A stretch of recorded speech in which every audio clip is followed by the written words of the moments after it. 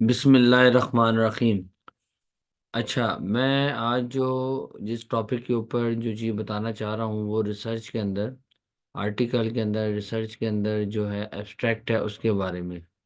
कुछ स्टूडेंट पूछ रहे थे कि एब्स्ट्रैक्ट कैसे लिखा जाता है, उसके क्या स्टेप्स होते हैं। तो मुझे उसमें से कुछ एक बहुत अच्छा एक आर्टिकल लगा। उस आर्टिकल के अंदर जो है ना बहुत अच्छे तरीके से चीज़ें बताई गई हैं। अब जैसे एब्स्ट्रैक्ट की अगर हम बात करें, ये लिखा तो सबसे पहले जाता है, लेकिन इसको जो है ना यहाँ पे लिखा होता है, यहाँ नजर आता है पहली दफा, जो सामने नजर आ रहा होता है सबसे पहले नजर आता है। लेकिन इसको लिखते जो है तो इसको सबसे आखिर में लिखा जाता है। बेसिकली अगर हम कोई प्रपोजल की बात कर रहे हो तो किसी चीज़ की, तो उसके अंदर भी हम एब्स्ट्रैक्ट अगर लिखते हैं तो उसमें हम पर्पस लिखते हैं। नंबर वन इसका पॉइंट है पर्पस, कि आपका पर्पस ऑफ रिसर्च क्या है, आप क्यों रिसर्च कर रहे हैं, आप बेसिकली आपका जो आप क्या फाइंड करना चाहते हैं, आपका फोकस किस चीज़ पे हो, पर्पस लिखते हैं आप। And the second thing abstract के अंदर, डिज़ाइन मेथडोलॉजी एंड अप्रोच, कि आपका क्या डिज़ाइन होगा, आपने किस तरह का आप वो मेथडोलॉजी इस्तेमाल करेंगे, रिसर्च करने के लिए कौन सी अप्रोच इस्तेमाल करेंगे, वो सारी चीज़ें इसके अंदर डिस्कस की जाती हैं।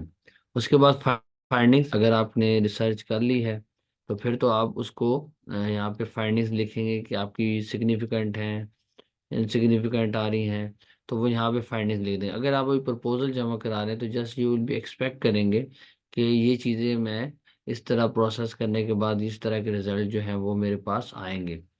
ओरिजिनलिटी एंड वैल्यू की बात करते हैं, ये भी आ जाता है, जिसके अंदर हम ये देखते हैं कि उस जो चीज़ हमने रिसर्च की है, ठीक है, तो उससे हमें क्या फर्दर इसके ऊपर बेनिफिट हो सकता है, ओरिजिनलिटी है क्या है, वैल्यू क्या है इस चीज़ की।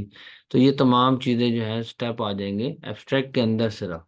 Purpose, number two design methodology and approach, and third is findings, number fourth is originality and value. तो ये तमाम चीज़ें जो हैं वो पॉइंट इसके अंदर आते हैं। तो जब कभी आप एब्स्ट्रैक्ट पढ़ेंगे वैसे आर्टिकल्स के अंदर मोस्टली, तो वो लोग इस तरह इसको डिवाइड नहीं करते। मतलब उसमें सारा चीज़ें अब उन्होंने विदाउट कुछ पैराग्राफ के अंदर थोड़ा सा पर्पस लिख दिया, थोड़ा सा डिज़ाइन लिख दिया, थोड़ा सा मेथडोलॉजी लिख दिया, थोड़ी सी फाइंडिंग्स के बारे में दो तीन लाइंस डाल दी, ओरिजिनलिटी एंड वैल्यूज़ के बारे में चीज़ें डाल दी। तो इस तरह करके एक पूरा एब्स्ट्रैक्ट तैयार होता है। ठीक है, उम्मीद करता हूँ आपको समझ आई होगी। Thank you so much.